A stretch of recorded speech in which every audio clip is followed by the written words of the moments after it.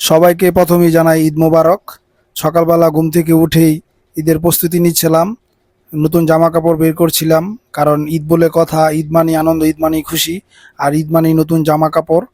জামা কাপড় পরে ঈদের নামাজ আদায় করব, এটাই মুসলমানদের রীতিনীতি এবং এটার ভিতরে এক ধরনের আনন্দ এবং প্রশান্তি আছে। দীর্ঘ 1 মাস সিয়াম সাধনার পর আমরা ঈদ উল ফিতর পালন করি, আর এই জন্য আমাদের ঈদটা খুব আনন্দের হয়।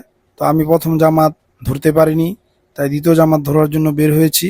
তো রাস্তায় আমার বন্ধু শরীফের সাথে দেখা হয়ে যায়, তারপর শরীফ চলে যায়, আমি ঈদগাহের দিকে আবার রওনা দিই। যেতে যেতে তারপর ঈদগায় জিতুর সাথে দেখা হয়ে যায়। জিতু আর আমি একসাথেই ঈদের নামাজ আদায় করি এবং বসে বসে খুতবা শুনি। কারণ অনেকেই ঈদের জামাত পড়ে খুতবা না শুনেই চলে যায়, এটা ঠিক নয়। ঘড়িতে দেখছিলাম কয়টা বাজে, এটা আমার বাবার দেওয়া, এটাই আমার বাবার রেখে যাওয়া শেষ স্মৃতি।